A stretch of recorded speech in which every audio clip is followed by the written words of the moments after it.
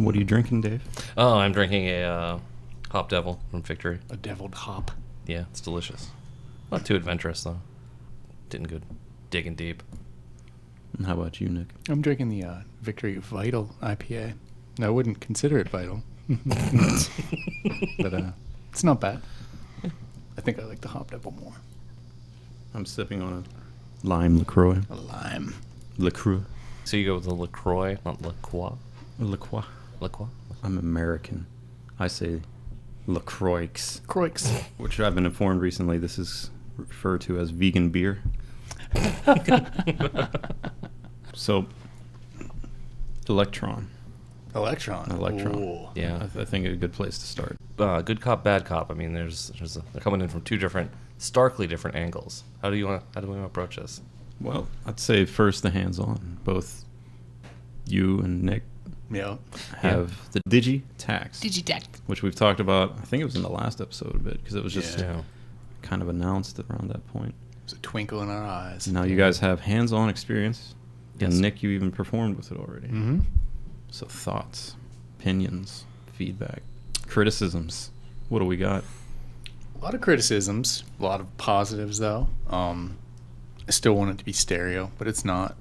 It is what it is. Worked out well live, especially with the latest OS. It seems pretty stable because for a while it seemed like they were getting it under control still, which I get it. You've got to like release a product. Honestly, if I knew that the rhythm to bleed into that, if I knew the Rhythm Mark II was coming out, I still wanted the MIDI sequencing. And once I found out the trigger conditions work on the MIDI, I was like, all right, I'm gonna do this because that would be awesome. It'll be nice and compact live. But knowing the sampling was on the Rhythm Mark II might have like pushed me away from that a little. Knowing like, oh, I can sample on that.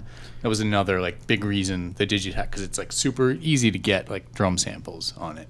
So Yeah, I feel like that was intentional. Like yeah, this, I think that's why they kept all the Mark II stuff under wraps tightly until the Digitakt was actually out and being sold. But I mean, it's smart marketing, I guess. But yeah, there's some weird spillover there. Now you say it's not stereo. Does it not have effects built in at all? Oh yeah, it does. It's stereo out. The sample engine's all mono. So if the reverb and delay, which is all you get, same as the rhythm. Yeah, you get the stereo out, which is like, it sounds good. The effects, still like, I wish there was a chorus and some of the Octatrack stuff on there would cooler. But is it just the same like delay reverb as the rhythm, basically? Okay. Yeah, I don't think they changed anything. They made it easier. You know how you have the high frequency and low frequency controls on like the delay and the reverb? Yeah. They made it so I always forgot before on the rhythm. I still do. Like, I don't know what it's doing until I hear the sound change. Like, if I turn down the high pass, is that moving it up or down? Like, I don't. Maybe it's just me. But on the Digitakt, it's like a picture. So now it's just like, oh, I'm cutting off the highs, and I know I'm doing that. So that's kind of cool. I'll be curious to see what they do for the displays on the Mark II. I kind of hope they redo them to make it like the Digitakt because it's an OLED and bigger. But I wouldn't be surprised if they just upscaled it to be like it's bigger now and on a bigger screen, same old UI. Yeah, I feel like the Mark IIs, if you're an owner of a Mark I, I don't think there's too much incentive to get the Mark IIs of any of them. I guess if people don't know, they announced the Mark II version of the Octatrack, finally, the Rhythm, which is odd because it's pretty recent machine, and the Analog 4. But I guess if you're like coming into it fresh, you're about to embark on one of these machines for the first time, it makes sense to wait for the Mark II because they are in all ways better machines, but it's hopefully marginal differences. I think, they were running out of some parts and they were like, what can we do to refresh this and accommodate for a new screen, because they probably ran out of the old ones and they wanted to fix some things. So it's like, it's cool that they did it, but it's not. The Octatrack one especially is like a little disappointing in comparison to what it could be with some extra stuff like Overbridge or something. I mean, I really want the rhythm. Yeah, premium Overbridge, which I kind of like. Like, some people were like, oh, I don't like that they're charging money for it now. But that also means, like, would you be happier if they just rolled it into the overall price and you were paying for it without ever knowing? Like, I don't know. I don't need the audio stuff from Overbridge. And the basic is free. Yeah, the basic one's free, and that just gives you the sound library transfer, which big criticism of the Digitakt. Please add the ability to export my work, because it's freaking me out a little, and I want to back it up. Everything is kind of trapped in there. Yeah, They don't have the saving functionality, which that's cool that they stabilized it, but that should be the next thing is like, I really want to back my work up. Yeah. That is one thing that I enjoyed about the Pioneer Taraz SP1. You can bounce everything out. Projects, samples, anything that's on there, you can bounce out to different ways. You can even just export it to a USB drive that you can plug right into the machine. Cool. That's yeah, I was really looking forward to an Octatrack Mark II, but I don't see any reason to get one at this time. You know, I'm still pretty content with the Taraz. And Yeah, I feel like that's so close to what it should be in some ways. I feel like if I was going to get an Octatrack, I would just get a used Mark I at this point and save $1, you know, or a Digitakt and make do with that. Yeah, like that's the thing with the Rhythm. Like the floor fell out of the market, so now they're like going for $800, which is half of what they cost. And now it's like you're gonna pay twice as much to get the new one. Like, I don't know. And there's a lot of competition right now. I mean, beyond like the Pioneer shit, there's all the new MPC stuff that's coming out, you know, at the same time. And I feel like it's too late. You know what I mean? For a Mark II Octatrack right now. At least Agreed. with one that isn't really taking it past the bar that the Mark I set, you know? It's a pretty old machine, too, and it's for them to have spent all this time, and this is the absolute most that they could add to it, is a little surprising. I can't believe they're not even adding like the trig conditions that are found in most of their machines now. It's in the A4, it's in the Digitakt, it's in the Rhythm, and here comes Mark II Octa, and it's still running the same OS without the shit that any other Elektron box has now. It seems almost like it's considered a standard Elektron feature, is to have these trig conditions in there. Now, we talked about this in the past, but do you think that they did this on purpose to differentiate the machines so that there weren't so many common features intentionally crippling some things in order to be like, well, if you want this, you have to go with this machine? I would say, partially with some features, sure, you know, with functionality, but with shit that is considered like a staple now. Like parameter locks. Like if they released an Elektron box that didn't have parameter locks, you'd be like, what the fuck? Right. You know, and I feel like the trig conditions have been integrated in almost every machine now, and it's considered just like part of the OS, you know, and to have a new machine come out and not have that in there, it's kind of weird. I mean, it's pure speculation. But I can see them having, like, you know, if you want stereo sampling, you have to get Octo. Or Octatrack, rather. Yeah. You can't find that with the Rhythm or the Digi. And, you know, things like that make sense. They don't have one, like, just super machine that has absolutely every bell and whistle and it costs $3,000. Right. Yeah, there's no, like, flagship device right now with Elektron. It's kind of weird. They're, like, terrified to touch the OS and to make any changes to it. Who knows what the code base is like, and definitely they don't want to conflict with other stuff, but I bet you it would take them years to make, like, ground up, do another Octatrack with all those features, and then they would have to do it. They would have to do something like the ER301. They would have to do, like, an SDK so you could have a plug-in architecture. That's what you would need to do to really satisfy people, so someone could, like, make another effect or make a change to it, like. And that's a hell of a product. That's almost like it's like an environment, you know? But that would be awesome, though.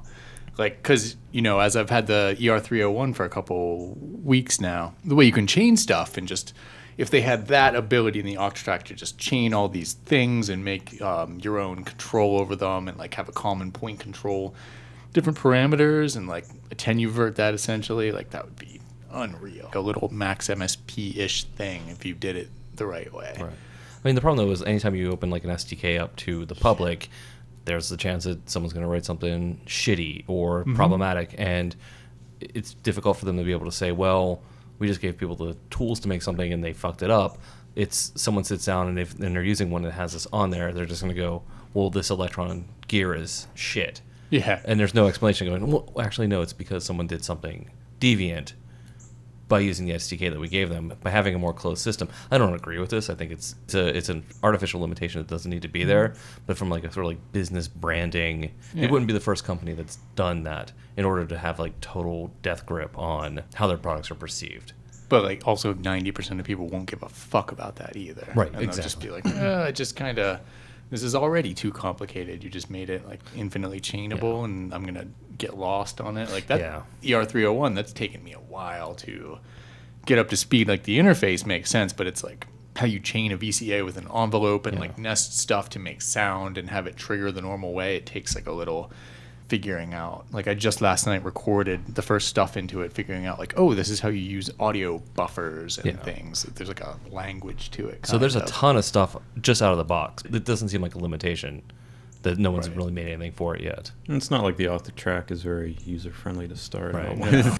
It was actually kind of vindicating. There was a video I saw today at Surgeon. It was at Schneider's Leyden or Schneider's Bureau, walking through his live set. It's like 50 minutes long. It's a Vimeo video. And halfway through it, he's like, I actually don't even like this Octatrack, but it's the only thing that will do this looping trick. Right. And I used the headphone out to send like an audio pulse to my modular, and that's what clocks everything. Wow. He's like, I don't like this thing. This is the only thing that does it. And that is. It's like the only thing that kind of scratches that itch for like this looper box that lets you send some MIDI and some sequencing and like play a sample back, which like, who kind of doesn't want that live, you know? But it's getting there is like kind of a pain in the ass. Yeah, I mean, they didn't fix that with this new one, which is disappointing. Right. So it's not like if they were to take it that route that you're talking about, it's not like they would be turning away people being like, oh, this machine's too confusing. Now it's confusing. It's already there. Like, if you jump into an Octatrack, you're making a commitment to learn how to navigate it and do what you want to do.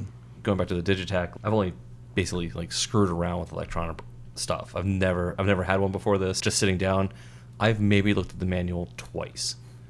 Everything is just super intuitive. Basically, at no point have I had a roadblock where I go, oh, this is confusing, this doesn't make sense. But I've been super impressed with how intuitive it is, given the Elektron sort of reputation for being sort of obtuse sort of thing to get into. I feel like that reputation came along with the Octatrack. Yeah. Because before it's well-deserved. It's a well-desered reputation. Like, they even said that Digitakt is meant to be a throwback to the machine drum, even though I don't understand that, but that's what they said. I don't get that either. And the machine drum was a fairly intuitive box. You had your function key, everything was labeled. Yeah. Not too much menu diving. No, you're like one or two screens away from pretty much everything. Everything.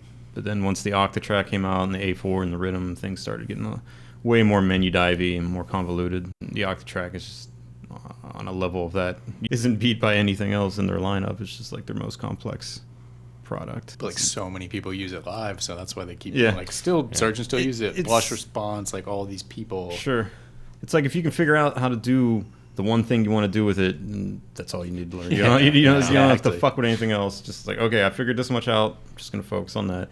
I'm glad to hear that the Digitakt is a little more intuitive because I kind of missed that, about the machine drum and even the mono machine. Like, I'm sad to see that there aren't Mark IIs announced for those.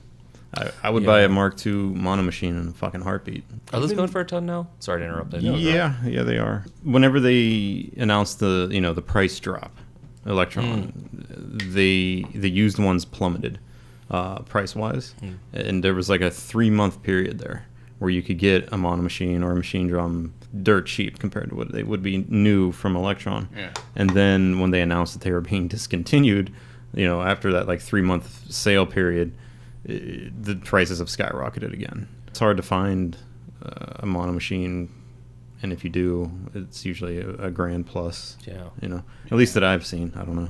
They might be going somewhere cheaper, but I like to keep an eye on them because it's something I kind of regret selling. You know what I mean? And now there's there are X of them. There are not going to be any more. Yeah, right. And as you get older, some of them are going to start failing. Some of them are going to start having problems. So that number's just going to get less. Service them either. How does that work as far as do they have a end of life type of process for their machines? I don't know. Like software, nothing that they announce to people, but they do at a certain point just say we're going to stop. We're selling these and we're going to stop supporting them. I would think if you bought a new mono machine 3 years ago, I would hope that they honor the warranty still. So I guess those are only a year though on all their devices, I think. But they're not even making parts. I mean, basically, is Cintar going to have to step up and start making the parts for those? Because I think half of it's the screens too. Because people used to sell you could get green ones and people would do aftermarket, and I think they're just impossible to find now. Screens always seem to be the big limiting factor. If you put a screen on your device like that, you're going to be screwed down the line 10 years if it breaks. Hopefully, stuff like the Taraz doesn't have that problem because it seems like people are going to be making full color touchscreens forever. Yeah. There's going to be at least someone out there. Screen on that thing is amazing. Yeah. It's nice. So nice. Makes me wonder why I don't see other manufacturers utilizing screens like that now. It's obviously it's doable. Did they add the thing to dim it a little? Mm-hmm. Okay. That was my only complaint when the first time I saw you using it in a dark space. I was like, holy shit. I kind of keep it bright, but you can dim the pads and all that stuff in the screen. That's cool. Now, yeah. Yeah, I think that was like the second update or something where they added that ability. And I did it immediately. Like I saw it in the patch notes, and as soon as I updated, it was the first thing I did was turn down the brightness. Did you see that noise engineering mixer that he's putting out that's kind of been quiet? It's called like Zerist Pola or something like that. I did, but I didn't look into it. It's like a 3, and it's got 4 knobs on it, 4 switches, and I like saw 4 it was jacks, 4 channel. or 5 jacks. It's got a headphone out. Each channel has a potentiometer and a mute switch to the left of it. Real simple, and you can split the output, use it as an attenuator, or it sums all to the 4th output mixer. It's like $133 Nice. for like an 8 HP mixer with like mute switches, and that's like. I got to get that thing. Like, I'm going to fit that into the performance case somehow. Yeah. Wait, did you say 8 HP? Yeah, it's So like that's tiny. That's only a little bit bigger than that goes out to, or what's the one with the mixer that has the sliders and it's 4-channel? Oh, that's Circuit Abbey that does that. Yeah. They did the output one with the lit sliders. Yeah, which I always had my eye on because I was like, oh, it's so cool, but like this sounds like one less channel, but infinitely more functionality. Yeah, and it just looks so nice to use live because I had that Pittsburgh one which I sold, which sounded great, but it wasn't, even at home it was like a little too much. It felt like a little version of this, like a Mackie or something, and it's like, I don't need that for that much space in my modular. It sounded good, no beef with it or anything, but it's just not what I want in a modular. But that noise engineering one is like exactly it, and it's got a headphone out on it. You said you could split the out, so does that mean you can send it like left or right output? Oh, it's not stereo. Okay. You can every input has an output too, so if you want to, you can break them out of the I mixing gotcha. and just use it as attenuator there. Okay, is there any way to route the output to more than one output? Or is it just like one sum, or is there like A, B? No, I think it's just like one that? Okay. sound. It's all mono. That's the one downside. There's no stereo-ness to it. Gotcha. And also that one that's sweet, but $500 is that Rebel Technology Praga. Have you seen that one? Where it's like 2 stereo aux sends and returns, like 5-channel mixer with clickless mutes, and it's awesome. And there's the aux knob. You twist it to the left, and it's the first one. And you twist it to the right, and it's the second aux. And it's like really clear, like mutes at the bottom with lit switches, all clickless. It's like $500, but it looks like pretty damn sweet. It's a little simpler. That one went totally under my radar. It just came out recently, I think. They have the kind of communist-looking like face plates. Oh yeah, They have like they have that one sequencer like the Stroitia or something like that. But yeah, it looks cool, and it's kind of smaller than the Pittsburgh. But that's my little mixer diversion because I saw that noise engineering one a few days ago. I was like, oh shit! It kind of dropped it along with the Presido news, but kept it quiet. I guess it's coming out soon. It's like dirt cheap. You calling it Presido?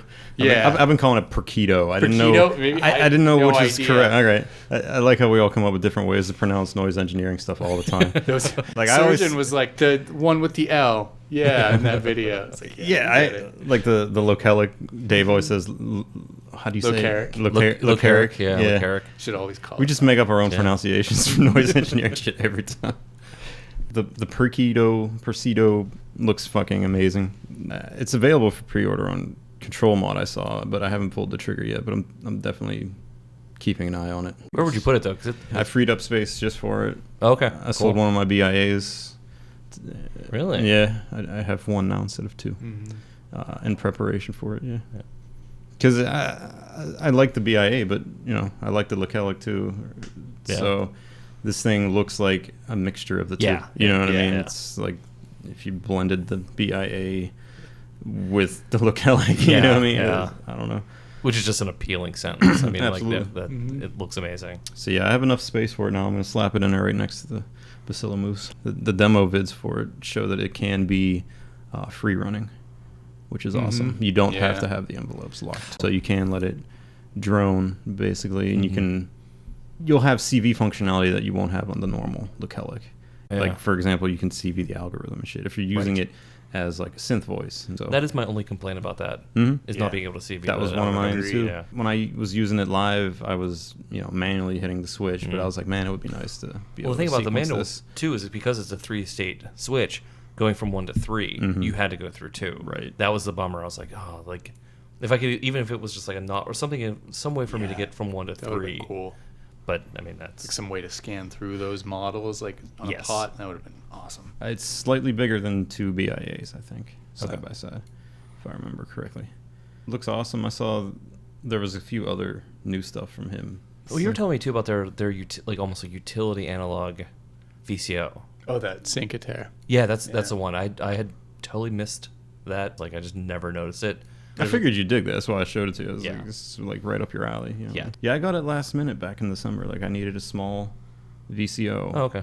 That was a little unusual, and I was hoping for like I was looking at noise modules too. Like I just wanted something that was compact and able to do noise, and I saw that thing had a noise mode on it and quantizer and could act as LFO and whole 9 yards. It had the super wave mode. I was like, this thing pretty nice for 4 HP. Yeah. Kind of pricey for a 4 HP module. You know what I mean? I think it's like doing $300. But it's doing a lot, though. Yeah. It's pretty versatile, pretty compact. I dig it. I will say too, his shit never has like issues that I know of. No, you know what it's I mean? always solid. Yeah. Always solid. It always works. Like no trickery.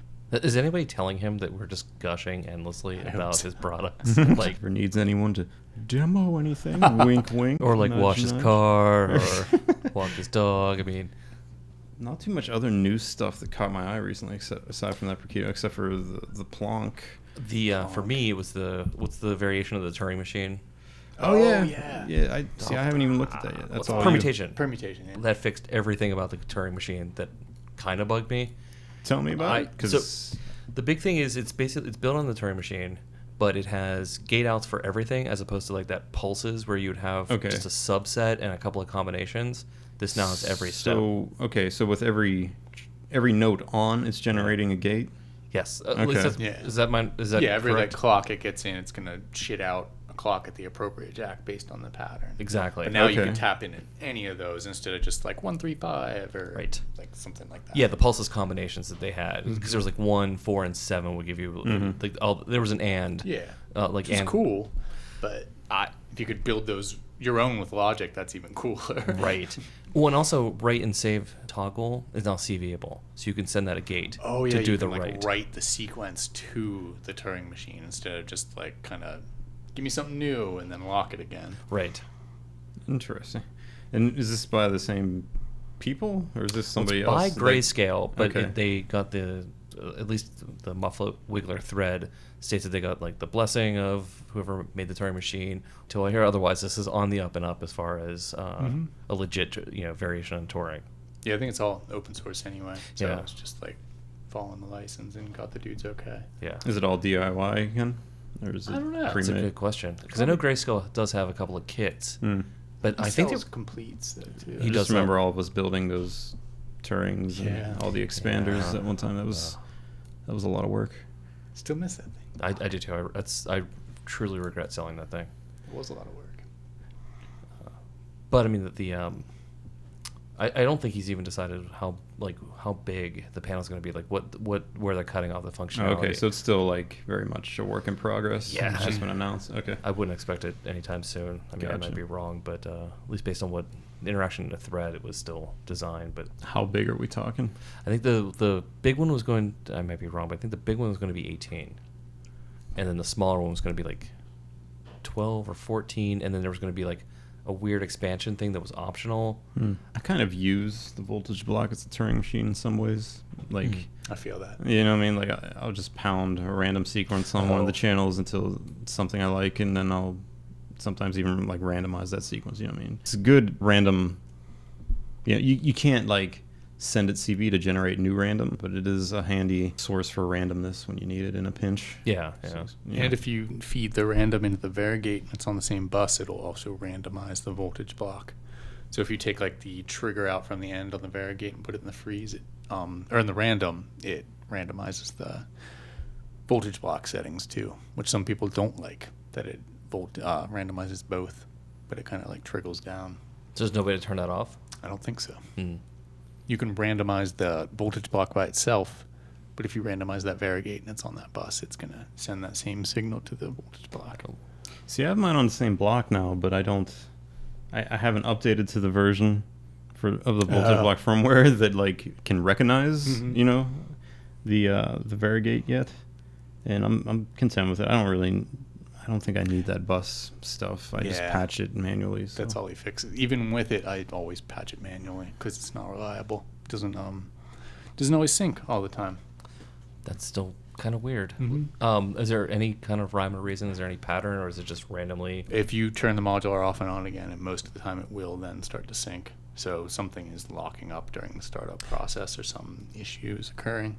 But that being said, I almost sold the Varigate, and I was like, I even had it on Muff Wiggler, took it down, and I'm super glad I didn't, because I'm already using it a bunch, and it just does what it does. Yeah. You know, there are things like mine shifts forward in time when I move the slider when it's playing, but I think that happens to a bunch of people.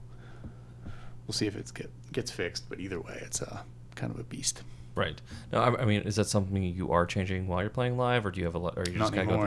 through? Yeah, I brought mine out on that mini tour. Had the presets saved, you know what I mean, but I didn't tweak much on the sliders. I just kind of let it run because, yeah, I noticed like if you tweak it live, it could cause problems. I would mute things on the fly. That was about it. Same. I didn't really want to mess with it too much. Yeah. I mean, during Yeah. performance, No. just let it do its thing. Just once mute I have stuff, it programmed. Yeah. change patterns. That's Yeah. it.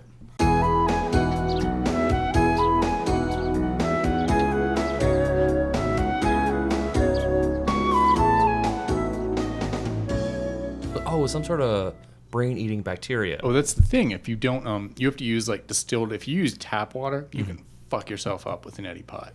You have to use like distilled water or like tap water that was boiled that you let cool down. But if you just take like regular tap water or something, you can definitely, like, if there are those protozoa or whatever the fuck in the water, you let that shit get in your brain. It's similar to the stuff that kills people in swimming pools now when they go in and they get some water in their nose, which is like always terrifying. But That is one of many reasons why I don't enjoy swimming. NobCon, I'm looking forward to going to Oh, yeah, NobCon. same here. I don't know anything about what's going to happen, but I would be, if they had a knife convention that was also right next to that would be the shit. If you want to try to play to that market, like, I would buy some knives. Did I tell you when I went to the Anime Con last year and they had a fucking vape convention on the opposite side of the con, dude? This Blueberry, man. All It's you real could good. smell was vape. And they're all staring at all these cosplayers like, what? And we're all staring at these dudes who are all chasing the fattest rips. I'm like, what the fuck, man? I don't get It was so bizarre. Also, it was like a shitload of different vape flavors, all sort of like Oh, yeah. blending They together. They split the convention center. It just smelled like a And, swamp. yeah, the smell just kind of lingered over, even though it was like blocked off. You can't block that off. It was forever. it was very bizarre. Yeah, you could just smell these different smells, and I kept getting a whiff. I'm like, what the fuck? And then I went up on that tunnel. You know what I mean? The bridge, like on the second yeah. floor, Yeah, and you yeah. can see like both floors. On the right floor, I'm just seeing like, you know, Anime Con going crazy, and I look on the left, and there's like these circles of people blowing out all these clouds and like demonstrating vaporizers and talking about flavors and shit. And I'm just like, what? Yeah, it's just an odd thing to partner with an Anime Yeah, Con. yeah. Although I don't think it's a partnership. I think it's just like coincidence. Because I Yeah, don't think yeah. NobCon partnered up with the real estate flipper. It was just the two things that were Right, scheduled that right. weekend. Yeah. But I'm just lobbying for Knife Show. If you Absolutely. can hear us, Schaumburg, Illinois hotel, whose name I don't remember. Get a Knife Show in there. Absolutely. And vape. I just found a bunch of my throwing stars, and that's probably why I thought about that. Because those are so used. Have you? I don't think any nerd household is complete without a fucking sharp throwing object. you, though. you need something to throw that's kind of sharp. Can you throw it? You need your maul swords. You need your shurikens, Battle your axe. blowguns, Battle-axe. crossbows. Battle-axe. You know, I almost bought a battle axe at the last Ren Fair, but instead I bought a cape instead. Oh. Yeah, it's pretty delightful. You've seen it. I've seen your cape. Yeah, no, Yeah. I'm not. No, It's a nice fucking it's a cape. nice right? fucking Yeah. cape. I would have got the cape and the battle axe. Nah, I couldn't afford both. That's true. Yeah, Had to it's Ren Fair had to prices. make a tough choice at the Ren Fair. Did you ever hear the story of id Software when they were making Doom? They had an old oak door in the place that they were renting, and they just had battle axes. And I was just Oh. grabbing an axe and throwing against the this big oak door, so it was like all fucking chopped up. You can do that at Ren Fair. And it's fun. I mean, they have throwing stars and knives too at Ren Fair, but it's like you're at fucking Ren Fair. Yeah. If you have the option to throw an axe, I'm going to throw a fucking Yeah. axe. Fuck, what were we talking about? Knobcon. Knobcons. Yeah. Yes. We should get a booth Yeah, for axe throwing. We could ask people to bring like their junk gear, shit that's broke. Oh yeah. You know, Yeah. set that up, throw your axe at gear. Just- Got an It old would be Elektron called, you're sick of? Let Throw me a fucking ask you axe a at it. question, and we'll fucking. No, that was good, man. That was good. Yeah, it would be cool if there was a room dedicated just for people who are showing off their shit and, you know, jamming. So that one dude brought that TTSH that he had, like, just built. Oh, yeah. And, like, he walked away, and we were like, ooh, don't mind if I do. And we just, because they got built-in speakers, too, and they got pretty loud. And we just made an obnoxious fucking noise patch on it. And then we walked away and just let it drone on until the dude came back. Cool. Sounded great. I was impressed by the sound coming out of that thing. Tiny speakers, big sound. Yeah. Those do look cool. They're kind of unobtainium now, but those kits are fucking sweet. He was selling that one, I think. Oh, was he? I think he built two of them, and he had one for sale. I guess to cover the cost of building the other one type of thing. But it was like, I think he was selling it for like 32, something like that. Yeah, you probably sell for like twice that now. Really? With the way, oh yeah, that's Seriously? stuff. Yeah, it's nuts. You can get a lot of money for those now. Wow. Especially with, like we were talking about last week, the vintage stuff kind of going through the ceiling. Like those ARPs are really expensive now. Yeah. The TTSH is kind of like, wow, this one might not break for another fucking 15 years. You know? I would take that over a regular one. Mm-hmm. Yeah. Smaller too. So did they just stop building those boards or something? Like why? I don't Or is know. it I the guess you can build them components, or- because Thonk still has a rare parts kit for them. That's just like, here's all the hard stuff. You just have to get the PCB, the enclosure, whatever. The enclosure sounds like it would be real. Like that'd be a hell of a project. Yeah, but if you have access to like a CNC machine, it might not be too bad. So wait, what else is on the list? You made a list. Yeah, what do you're excited about? You're gonna get some Plonk action, right? Yeah. I'm kind of excited to check Plonk that is out. definitely on my list, yeah. In fact, I sold my elements over it. Which is right next to me. Yeah, I have to box it up and ship it. Yeah, I don't know. I like elements, but the thought that I could fit 2 Plonks in the space of like 1 elements and probably get the same results, I don't know. It's definitely appealing to me. And I'm a pretty Intellijel heavy setup already, you know? Yeah. I think the Plonk is real appealing, and especially for live, being able to save your setup. You know, I mean, have different, I hate to use the word presets, but, you know, I could have different sounds saved that I could recall live, and that's nice. You know what I mean? You've looked into this more than I have. So I looked at it and I was like, it's a modeling percussive elements, but there's the direct envelope control of like attack and it doesn't look like it has it on the panel, or maybe I'm missing something. It has assignable CVs. So it's not it's not knobs. There's knobs. It's just they're assignable. Kind of like the mods on the Rainmaker. Exactly. Okay, so as you go to that, you still have that kind of control. Yep, you can assign different shit. There is velocity in it too, yeah. Which I think model is flexible. That's cool. Yeah. Okay. And the elements had one too. Like just depended on, like you had your gate input and your strength input, which was like a velocity type of control. Depends on how you hit the envelopes. With it, yeah. But like whereas the elements has everything spread out real nice for you on the panel. And has a knob and attenuator for everything and input. You have to pick and choose. From what I gather, you have a lot of options on the Plonk as well. It's just you're going to have to do a little bit of assigning and menu diving to get there. Okay.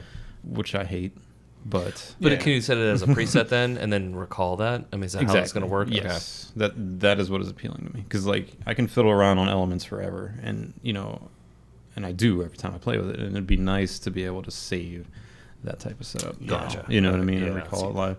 Also, it has the random functions, which is interesting. You know, if you just want a crazy fucking percussion, I don't know if you can adjust what you want the randomness to go towards, like you can with the Rainmaker. That would be nice if you can scale it back a bit instead of just having it like full on rando. But just the fact that that's there is nice. Yeah. Richard Devine did a couple of videos showing it, and you know, in full Richard Devine, you know, fashion, and it's definitely like interesting to see it being used as like a glitch percussion generator. You know what I mean? Instead of just like your standard physical modeling bongos and Here's shit your, like here's that. your Tyco or Yeah, like whatever the. yeah. Now, is that a Cylonics thing too, or is that Nope. separate? Okay, It's that's his own. not to my knowledge, but maybe he did something in the background. But as far as I know, it's just Intellijel and that AAS. Oh, right, that's who it's yeah. with. AAS, yeah. But So I will say that the module, which should not be named, is that sound quality on that is fucking ridiculous. Like, it's really good. I was impressed with it. Yeah. That was, like, immediately, I fucked with the pitch shifter and listened to the sound quality and stereo and shit, and I was just like, yeah. I was like, that's what I was looking for right there. Compared to the Echophone, for instance, it's Yeah. like a completely different world.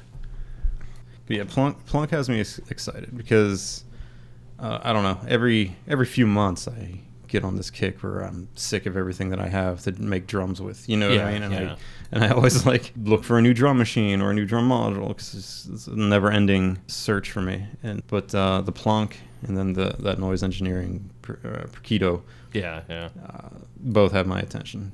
Like That's the nice thing about the 301 because it's like the antithesis of that. It's like infinite, like ultra menu diving.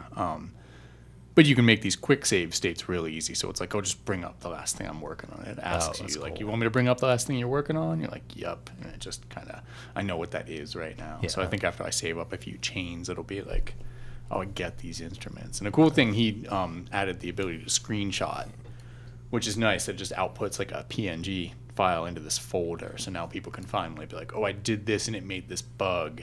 Or here's my chain of stuff, and you can just share them that way and be like, just do this, and it'll make this, because that like kind of enables the ability to share things a little more easily. Because they're all just like luau files, like that Mac like heavy format for it's like essentially a programming scripting language. Oh, okay. That all the chains are made in, so they're really small and you can trade them with people.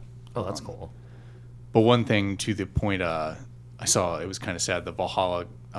Sean Costello just said he won't do any effects for them. He's kind of like claiming loyalty to the ZDSP, which I understand. Like that's completely respectable. And he's like, I have my head around the FV1 spin processor now. Like I know how to make things for that. Like your format is something else. I'd have to learn like a whole other SDK, and I'm going to stick with them because they've treated me good. And I was like, all right, I respect that. And he was pretty open when he was talking about developing the Halls of Valhalla for ZDSP and talking about like the problems he was overcoming, because there's crazy limitations of it. Like, there's it's like 128 instructions, or there's a lot of instructions, but there's 128 max. But it's a ridiculous number of limitations. It's really interesting that he was able to pull crazy shit out of it with those limitations, but that wasn't overnight.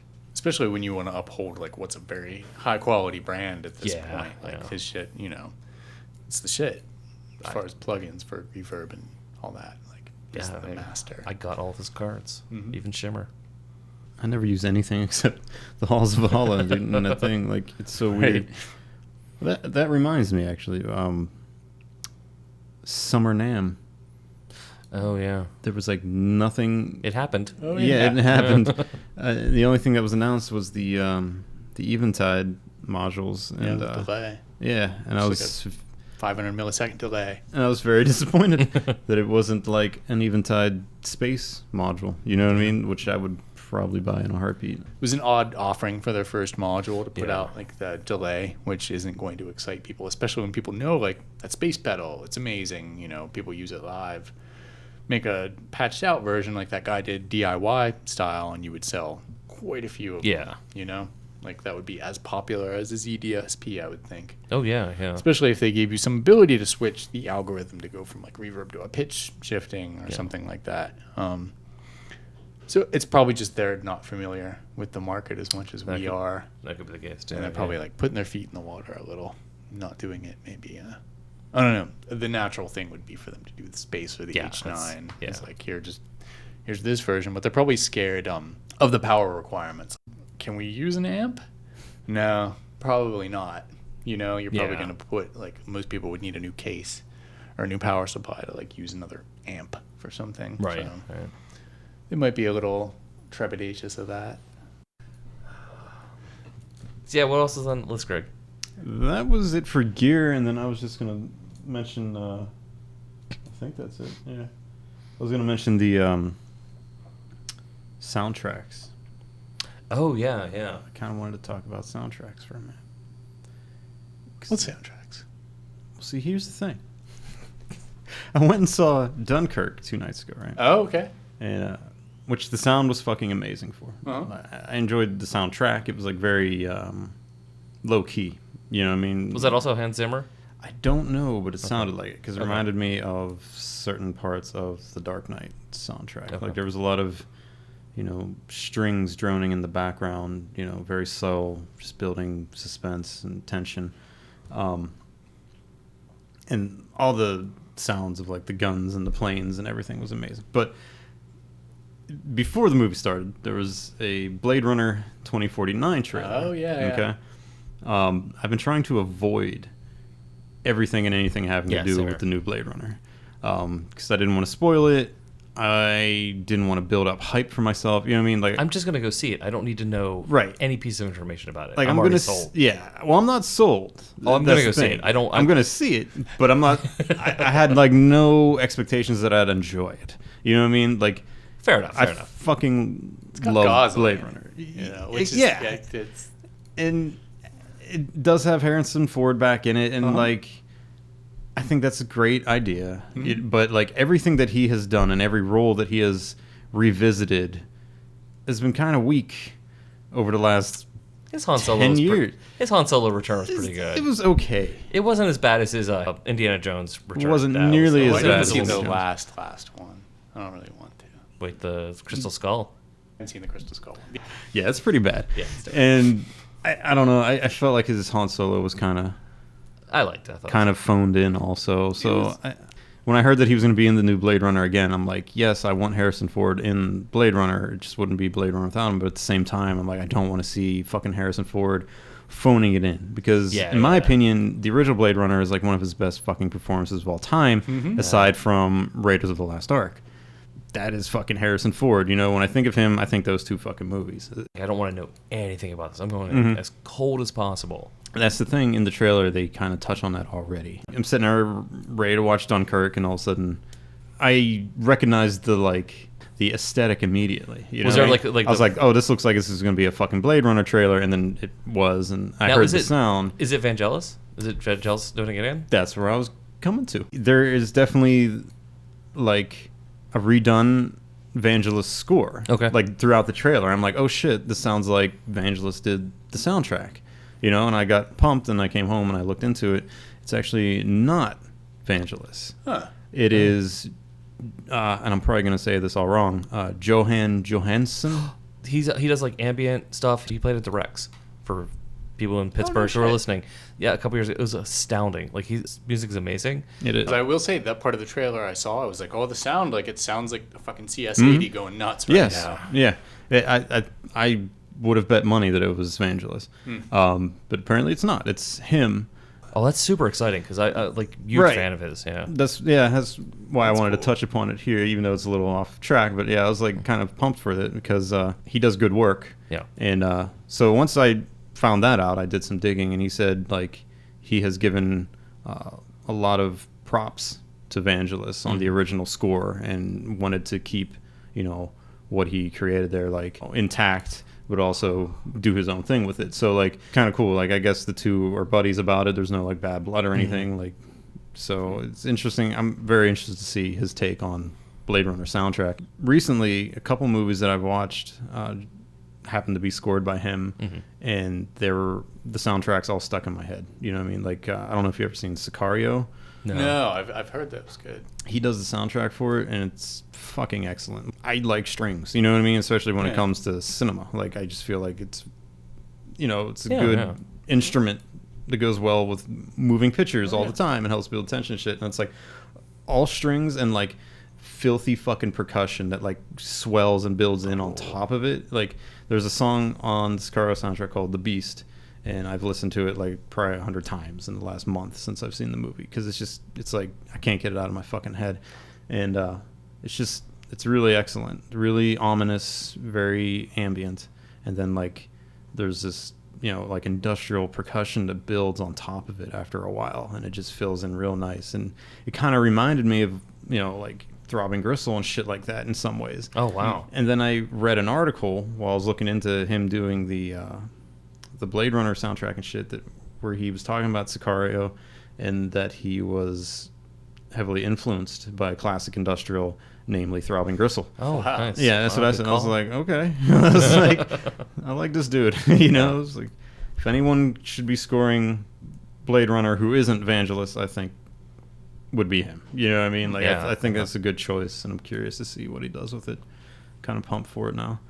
But yeah, he did Sicario, Prisoners, Arrival, Oh, cool. Arrival was which was also good. I liked the sound in that one. Also very tense and just like ambient throughout. You know what I Yeah. mean? That movie was the shit, by the way. Yeah, it was good. I just watched it recently. Like I was just watching a bunch of movies in the middle of the night, and like a few of them happened to be scored by him. And I was like, okay, like, and I didn't find that out until like after the fact. You know what I mean? Like every time I watch a movie and the soundtrack sticks in my head, you know, I always try to look it up afterwards. Yeah. And like I did that, and a couple times I was like, oh, it's this guy again. Like, you know what I mean? It's like cool. I'm not surprised. I'll say to piggyback off that too, David Lynch has been killing it with sound effects work for the new Twin Peaks. Absolutely. Is he doing it himself? Yeah, Oh, that's apparently cool. he's doing all of that. He still has Angelo Badalamenti helping with the scores and things, but you can tell all the parts that are like sound designy, dronier stuff. He's crushing it. Oh yeah. Oh, his Eraserhead. I was just gonna say, since Eraserhead Eraserhead, sound, yeah. dude. Like, Yeah. the sounds is what made Eraserhead, in my opinion. Yeah. Not just the soundtracks, you know what I mean, like the background noises, but like just like the I guess the Foley work also. Like Yeah. you can tell Yeah. he's the one that makes the sound effects sometimes for things, and it's just always like kind of loud. You know what I mean? Like he Yeah. does very interesting distorted sounds all the time. Like Yeah. episode 8. Oh yeah, that's You know what I mean? All the masterpiece. weird distorted sounds, and like when the fucking miners are talking and their voices are all like electrified and scrambled, but it's still like coherent. I'm like, that is a good effect. You know? Or like in Blue Velvet when it's starting to zoom into the ground, and all the fucking worms and shit. Yeah, it's like, Yeah, I almost forgot about that part. Rewatching it, I was like, "Oh right, this is kind of like he's always carried that thread through." yeah, That's I love that scene. You know, like The opening perfect- scene of Blue Velvet. Yes. I always forget that happens. Yeah. With the dude has like a heart attack or something. As And he's then gardening his lawn. That scene is always embedded in my skull, I dude. forget that. Like every I time love I'm it. always like, "Holy shit, that's how this fucking movie starts." I totally forget that every time. Because I grew up in Crafton, you know what I mean? And that opening scene always reminds me of like Crafton, and when I'd be like all out of my mind wandering the streets of Crafton, there's all these happy fucking families and these old dudes watering their lawn and shit, you know, and like on the surface, you know, everything's the perfect fucking, you know, suburban town, and then like underneath the dirt, Yeah. you know, where all the fucking bugs are out of sight, out of You were mind. You know what I Crafton's mean? Frank. Yes. Yeah. Yeah, that was me. Candy colored clown. Yeah. I was sitting there racking my brain trying to remember what those were called. Wonder if Lynch has a modular. That's a good Good question. question. Yeah. I want to know that. I don't even know what his gear is. I mean, there's no famous piece of gear tied to him. Right. If he doesn't, he should have one. Yeah. He would love it. Yeah. He would love it. He probably just and goes to this- Trent Reznor's studio and plays with Probably. everything there. Trent, I'm looking to make a sound You're reminding me. that reminds me of electricity. Trent, can I come to New Orleans and play in your studio?